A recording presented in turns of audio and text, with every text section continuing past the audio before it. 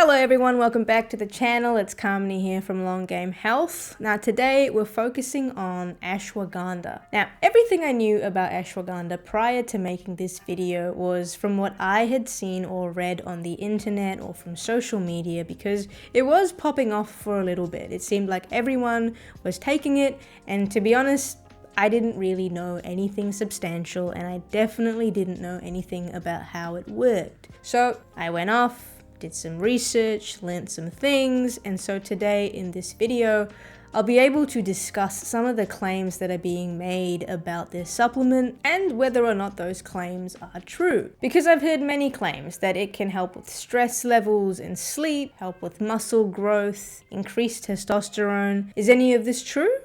Let's find out.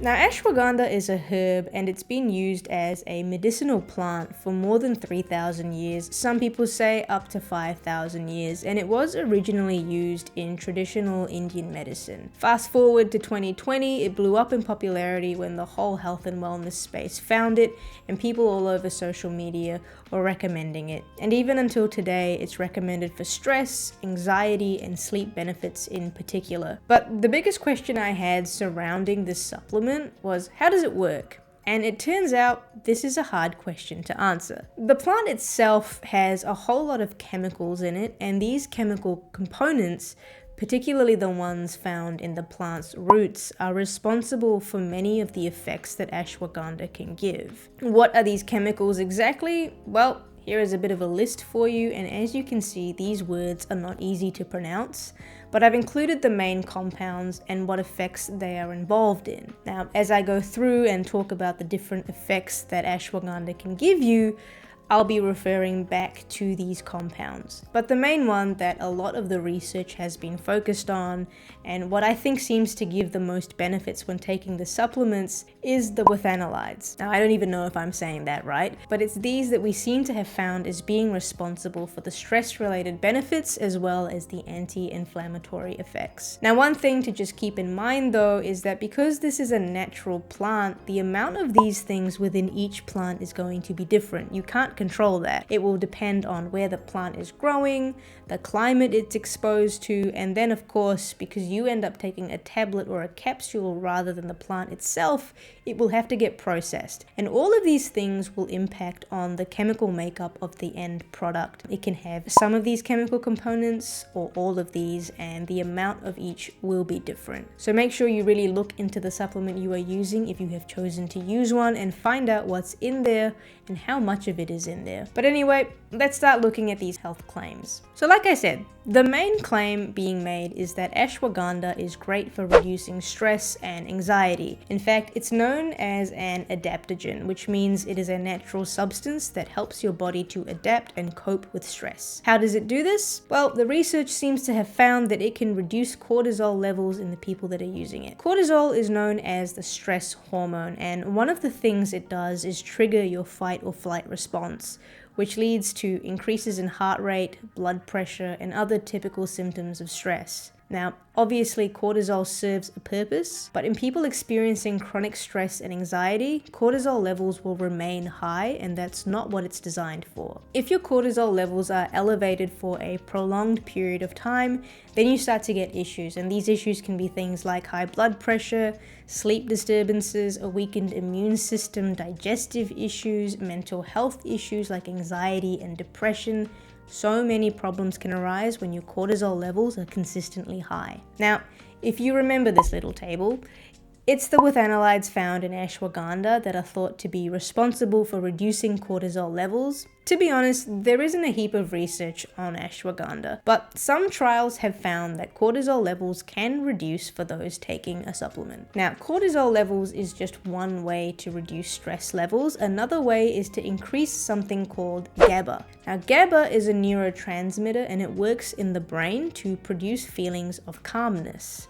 Again, the withanolides inside ashwagandha can increase GABA levels, and research has suggested that ashwagandha may be able to increase GABA activity in the brain, leading to less anxiety and improvements to mood. One thing that high cortisol levels can lead to is sleep disturbances, and the other claim regarding ashwagandha that has a lot of attention around it is that it can help with sleep. And the reason you may have improvements to sleep is directly linked to the fact that your cortisol levels may have gone down. Now, there is actually some decent research to back this claim up. This double-blind controlled trial studied people experiencing insomnia while they used ashwagandha for a 10-week period. Their results found that the people using ashwagandha on average fell asleep faster and had better sleep compared to those who were not taking anything. So I think while there isn't extensive research just yet, what is out there is looking good in terms of stress and sleep effects of ashwagandha, and I'm sure more and more research will appear with time. Now, the final claim that I will be diving into in this video is about cognitive function. Now, many people have made claims that alongside the stress reductions and improvements to sleep, they feel that their memory, attention, and ability to learn when taking ashwagandha is better. These are bigger claims, and I do have to wonder if improvements to things like memory and attention are just a byproduct of getting better sleep and having reduced stress levels. So this was the third thing that I looked into, and again, I was pretty surprised with the research that I did find.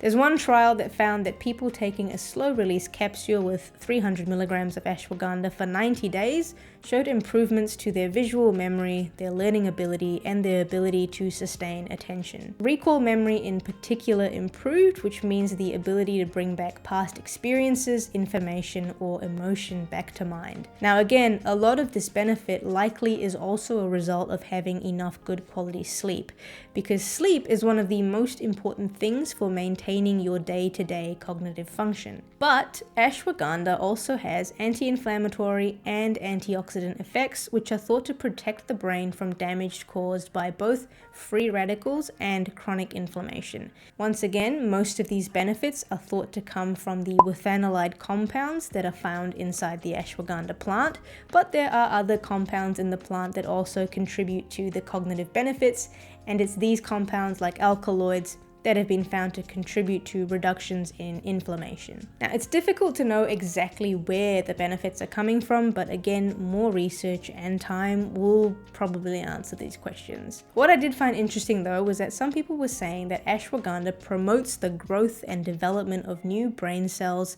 and also can enhance the brain's ability to essentially adapt and rewire itself. And this is also known as neuroplasticity. I had to look deeper into this because that's a very big claim. And what I found was that this claim has to do with something called brain-derived neurotrophic factor, or BDNF. Now, this is a protein that is needed for the development, growth, and survival of nerve cells in your brain. And some research seems to have found that the withanolides within ashwagandha might be able to stimulate the production of this brain-derived neurotrophic factor. At this stage, I'm a bit skeptical of the research. There wasn't a lot that I could find in terms of this, and a lot of it is non-human trials. So in terms of neuroplasticity and helping with nerve cell growth, for me, it's a big maybe. But if anyone has run into some good studies regarding this, please point me in the right direction. So along my little journey, finding out what I could about ashwagandha, it became clear that there was a lot to discuss. So I have actually decided to split this video into two. The video you're watching now is the first, and I used this one to talk about the claims that had the most research and evidence behind them. Basically, the most valid claims, and these have been about stress reduction, sleep improvements, and also improvements to cognitive function. But next week, I will look into the claims that have slightly less research behind them and try to decide how valid those ones are. And I'm talking about things like boosting athletic performance and muscle growth or weight loss, and also increases to testosterone levels. And in that video, I will also explain the anti-inflammatory and antioxidant effects a bit more. So make sure to subscribe and come back here at the same time next week. I'll see you then. And as always, keep playing the long game.